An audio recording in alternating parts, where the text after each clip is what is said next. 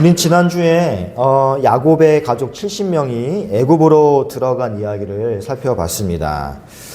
이들은 훗날 하나님의 백성 공동체를 이루는 토대가 되는 사람들이었다라는 걸 살펴보았죠. 지난주에 숫자 이야기가 많다 보니까 많이 듣기 어려웠을 거라 생각이 됩니다. 그리고 이 70이라는 숫자가 가진 의미도 저희가 함께 살펴보았었죠.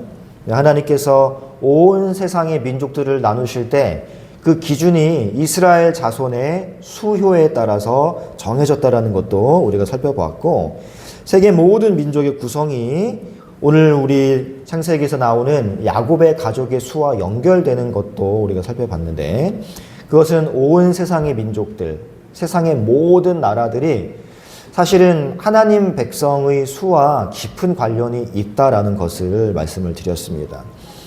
겉으로 볼 때 세상이 하나님과 상관없이, 교회와 상관없이 스스로 잘 살고 번창하고 하는 것처럼 보일 수 있지만, 실제로는 이 세상의 모든 일들이 하나님의 백성 공동체, 곧 교회가 어떤 모습이고 어떻게 존재하는가에 따라서 영향을 받는 거예요.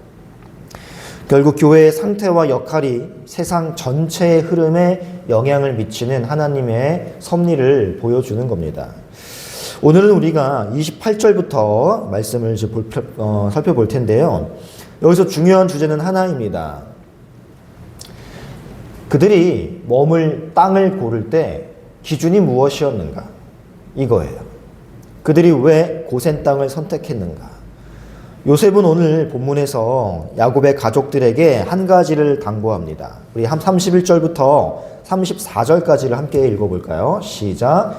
요셉이 그의 형들과 아버지의 가족에게 이르되 내가 올라가서 바로에게 아뢰어 이르기를 가나안 땅에 있던 내 형들과 내 아버지의 가족이 내게로 왔는데 그들은 목자들이라.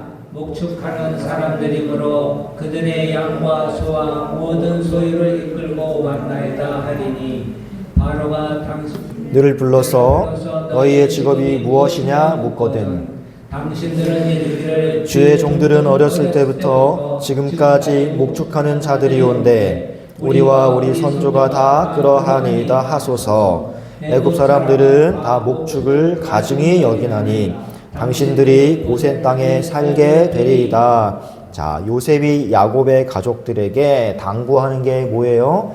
우리는 목축을 하는 사람들입니다 라고 말을 하라는 겁니다. 바로 앞에 가서. 그리고 34절을 보시면요, 이 요셉이 자신의 아버지와 형제들에게 바로를 향하여 자신들은 목축하는 사람들이다 라고 말을 하라는 이유가 나옵니다. 그 이유가 뭐냐면 애굽 사람들이 목축을 가증히 여기기 때문이라는 거예요. 자, 한번 우리가 생각해 볼 문제가 있습니다. 왜 요셉은 자신들을 좋게 소개해도 괜찮을 터인데 왜 애굽 사람들이 가증히 여기는 목축하는 자라고 말을 하라고 시켰을까요? 사실 이 부분은 숨겨도 되는 부분이거든요. 당시 요셉은 영웅 중에 영웅입니다. 나라를 구한 사람이에요. 애굽이 멸망 위기에 처했을 때 요셉의 지혜로 나라를 구한 사람이고, 그리고 이 기근으로부터 애굽을 지켰을 뿐만 아니라 전 세계가 기근에 빠졌을 때 애굽에는 양식이 있게 한 사람이며, 전 세계 사람들이 양식을 얻으러 왔을 때 그들과 정말 훌륭한 거래, 무역을 해서 애굽의 자본도 굉장히 많이 쌓은 사람입니다.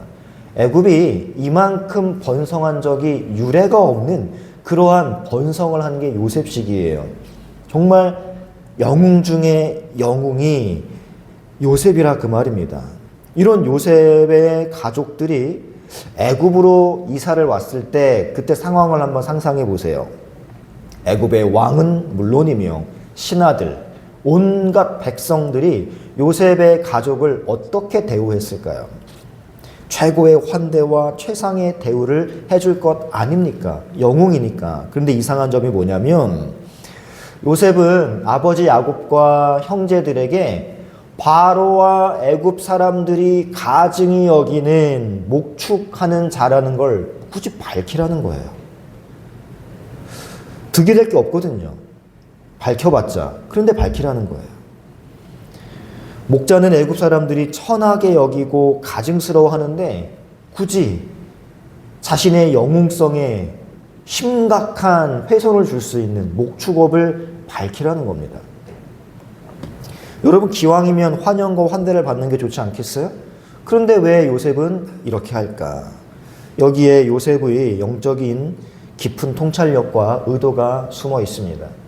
요셉에게는 중요한 사명이 있었죠. 누누이 말씀드렸듯이 교회 형성이 가장 중요한 사명입니다. 그래서 교회의 기틀이 될 이 형제들에게 교회의 핵심적인 요소, 형제 사랑이 있는가 없는가를 테스트했다라고 말씀을 드렸잖아요. 바로 하나님의 백성이 이스라엘 공동체를 세상의 혼합으로부터 지켜내기 위함이 요셉의 가장 중요한 사명이었다는 것이죠. 그래서 요셉은 자신의 가족들에게, 즉 교회의 공동체가 세상으로부터 좋지 않은 평판을 얻더라도, 세상의 특혜를 못 얻어도, 세상의 호의를 받지 못해도 그들의 정체성을 지키고 교회를 생존하게 할 수 있는 길이라면 이거 기꺼이 감수하겠다라는 겁니다. 이게 요셉의 의도예요.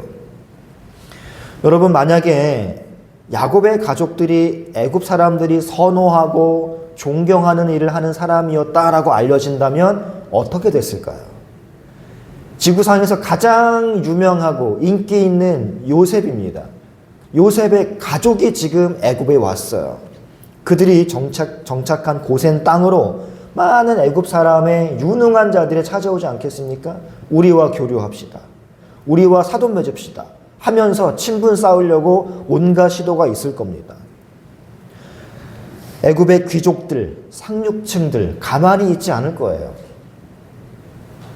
그러면 여러분, 이 요셉의 가족들이 애굽에서 얼마나 편안하고 호화롭게 부족함 없이 여유롭게 살아갈 수 있겠습니까? 하지만 만일 그런 일이 발생한다면 어떻게 될까요? 야곱의 가족들이 가나안 땅을 떠났던 근본적인 이유가 점점 희미해지는 겁니다. 가나안 땅을 떠난 이유가 무엇이었습니까? 그 결정적 이유 중 하나는 하나님의 백성이 세상 문화와 혼합되어서 정체성을 잃어가는 걸 막기 위해서예요. 그래서 하나님이 애굽 땅으로 보낸 거다라고 말씀을 드렸잖아요. 그런데 애굽 땅에 와서도 똑같은 상황이 반복된다면, 교회의 정체성이 위협이 된다면 애굽으로 이주한 의미가 상실되는 거죠. 결국 요셉이 이러한 선택을 한 핵심적인 이유는 애굽으로부터, 세상으로부터 하나님의 백성된 교회 공동체를 분리시키려는 것, 이것이 목축업을 한다라고 자신을 소개하라는 이유였던 것입니다.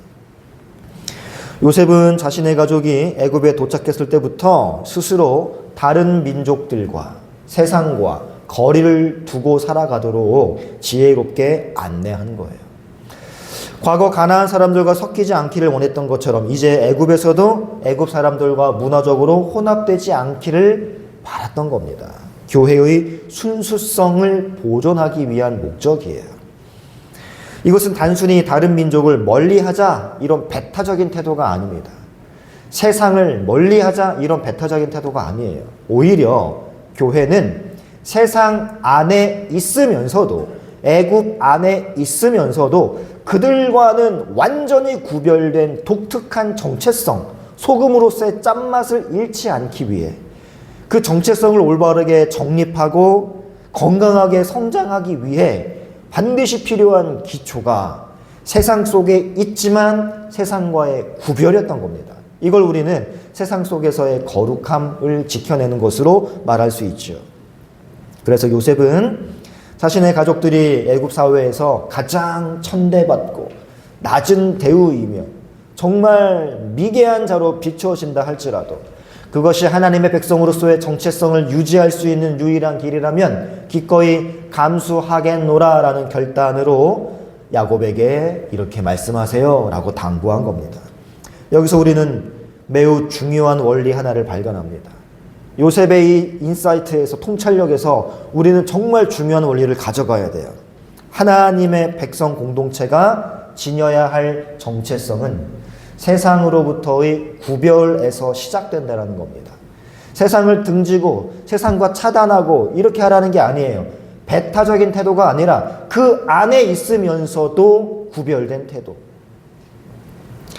물론 교회는 세상을 향해 나아가야 됩니다.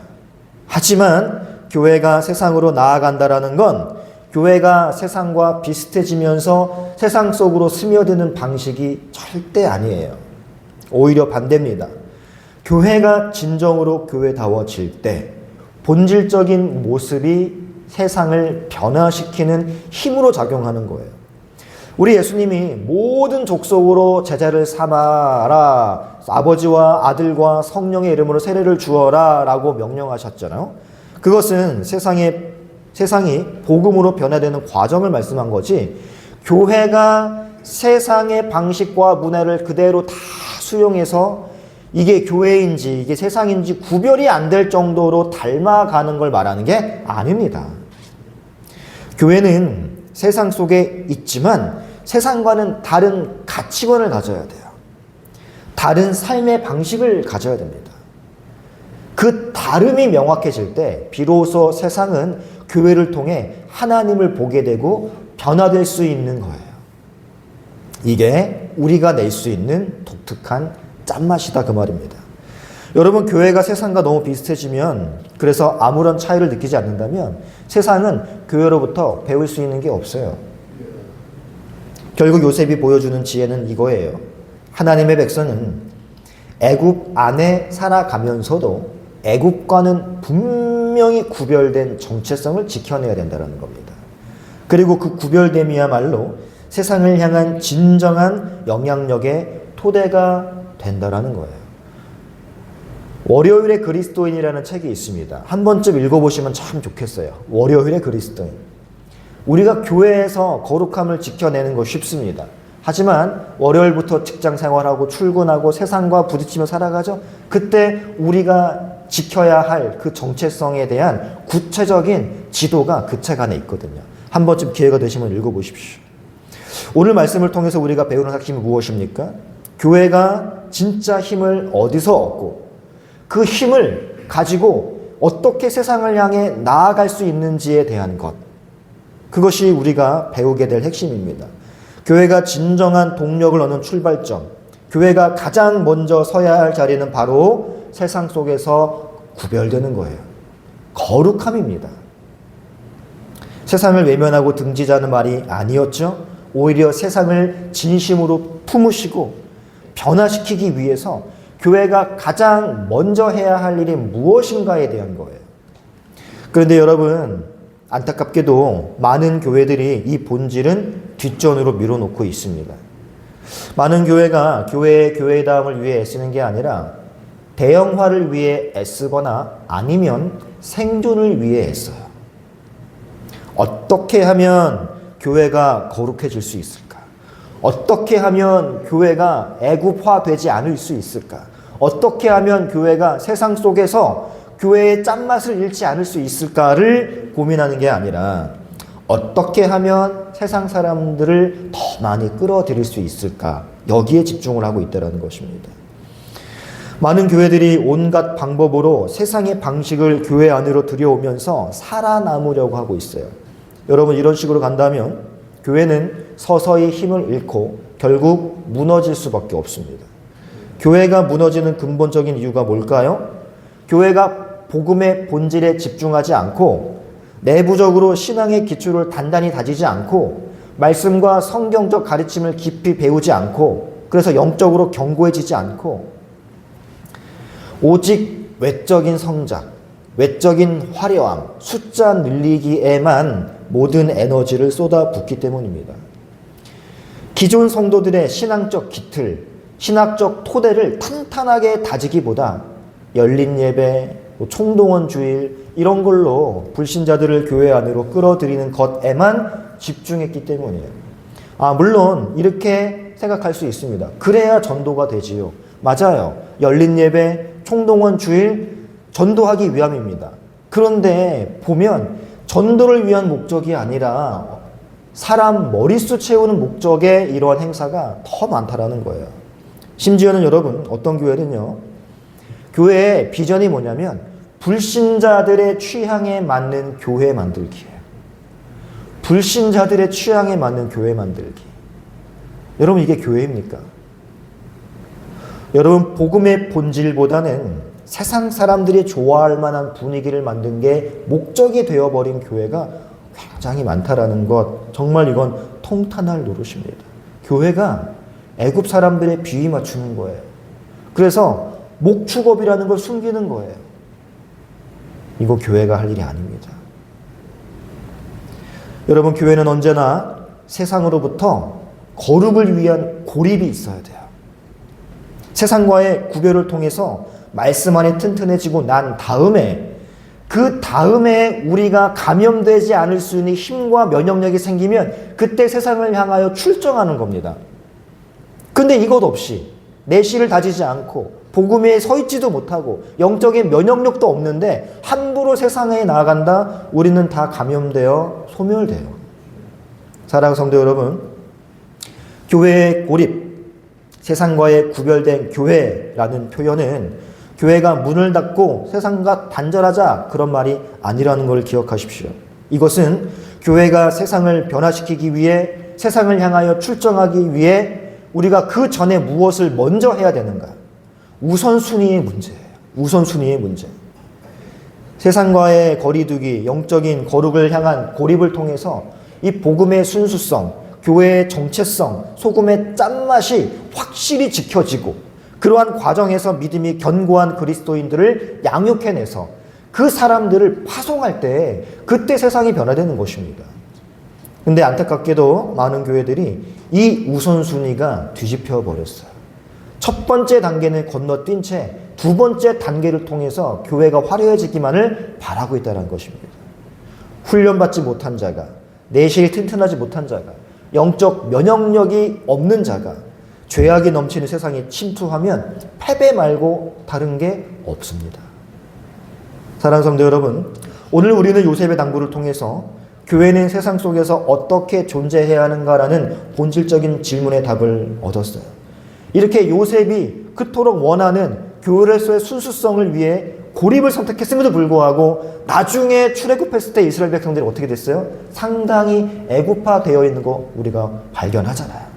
애굽의 부추를 그리워하고 마늘을 그리워하고 고기를 먹고 싶다고 하고, 그러면서 애굽의 금송아지 만들어서 이게 하나님이다라고 했던 그들, 그렇게 교회를 지키기 위해 고센 땅에 고립되어 살면서도 애굽화가 되어버리는데, 이런 영적인 고립 없이 우리가 애굽화가 안 된다는 보장이 어디 있겠습니까? 여러분, 요셉이 교회는 세상 속에서 어떻게 존재해야 하는가라는 본질적인 질문에 답을 합니다. 우리는 목축을 하는 사람입니다. 우리는 당신들이 가증히 여기는 사람들입니다. 이것이 요셉의 답변입니다. 이 말은 단순한 직업 소개가 아니에요. 이 말은 애굽 사회의 환대를 의도적으로 거절하는 선언입니다. 세상이 주는 편안함과 세상의 특혜를 교회가 스스로 내려놓겠노라라고 하는 결단이었습니다. 사회의 중심부에서 온갖 인프라를 누리며 혜택을 누리는 게 아닌 변두리에 살고 외로워도 우리는 교회로서 지켜나갈 게 있다라는 의지의 표명이었어요. 하지만 바로 그 선택이 결과적으로 이스라엘 공동체를 지켜내고, 그 공동체는 나중에 융성하여 세상이 두려워할 만한 공동체가 되는 것입니다. 여러분 기억하십시오. 하나님은 애굽의 환호와 세상의 박수 속에서 이스라엘 공동체를 키우지 않으셨습니다. 하나님은 교회를 화려한 중심부가 아니라 고센 땅과 같은 변두리에서 자라게 하셨어요. 교회는 세상의 방식을 받아들여서 강해지는 공동체가 아니에요. 오직 하나님의 말씀만 굳게 붙들고 세상화되지 않기 위해 스스로 거룩을 위한 고립이 있을 때, 그때 하나님이 그 공동체를 강하게 해주시는 겁니다. 우리는 자주 묻죠. 어떻게 하면 사람들이 더 많이 올까? 어떻게 하면 교회가 대형화가 될 수 있을까? 그러나 사람의 수가 증가하기 전에 하나님께서 교회에게 물으시는 건 이겁니다. 너희가 말씀에 서 있느냐? 세상과 접촉해도 그 교회의 순수성을 잃지 않을 자신이 있느냐? 이게 하나님 먼저 물으시는 거예요. 사랑하는 성도 여러분, 교회의 고립은 교회를 보존하시는 하나님의 방식입니다. 야곱의 가족이 70명이 애굽에 도착했을 때 그들의 목표는 열심히 수를 증진시키는 것이 아니었어요. 요셉의 요청대로 애굽과의 단절, 고립을 선택한 걸 기억하십시오. 하지만 교회가 스스로 세상으로부터 자신을 지키기 위해, 교회의 정체성을 보존하기 위해, 순수성을 이어나가기 위해 고립을 선택했을 때, 그들이 거룩함을 온전히 지키려 했을 때, 세상과 융화되지 않기로 결단했을 때, 그때 하나님께서는 이 이스라엘 백성들의 수를요, 애굽 사람이 두려워 떨 만큼 막강하게 증가시키셨습니다. 학대하면 학대일수록 더 많아졌어요. 따라서 여러분, 교회의 수적 부흥은 하나님이 하시는 거지 우리 인간들이 머리 맞대고 꾀한다고 해서 될 수 있는 것이 아니라는 겁니다. 그 전에 우리는 먼저 내실을 다져야 돼요. 거룩함에 견고함이 더해져야 되는 겁니다. 우리가 크지 않아도 괜찮아요. 화려하지 않아도 괜찮습니다. 우리가 세상적 기준으로 성공하지 않아도 괜찮습니다. 단 한 가지, 우리 교회가 말씀을 잃지 않는 교회, 세상과 구별된 정체성을 지키는 교회, 먼저 하나님 앞에 바로 서는 교회라면 그걸로 충분한 거예요. 그 이후의 일은 하나님께서 다 하실 것입니다. 우리 교회는 왜 이렇게 성도가 안 모이는가 한탄하지 마십시오. 우리는 지금 내실을 다지는 중이에요. 교회로서 올바른 정체성을 지켜낼 수 있는 면역력을 기르는 중인 것입니다. 우리가 지금 집중할 것은 말씀을 올바르게 배우는 겁니다. 세상으로 나갔을 때, 불신자들이 나중에 많이 등록했을 때 우리가 애국파 되지 않을 수 있는 힘을 기르는 거예요. 그게 되어야 하나님이 열어주시는 겁니다. 하나님께서는 우리의 크기가 아니라 우리의 신실함을 사용하십니다. 하나님께서는 우리의 숫자가 아니라 우리의 순종을 통해서 세상을 향한 길을 열어주실 거예요. 사랑하는 성도 여러분, 우리 역시 영적인 고생을 선택하는 지혜가 있기를 축복합니다. 세상적 혜택을 누리는 편안한 길이 아니라 바른 길을 선택하시기 바랍니다. 하나님께서는 반드시 거룩을 지켜낸 교회를 통해서 세상을 변화시킬 거예요. 우리 찬양하고 함께 기도하겠습니다.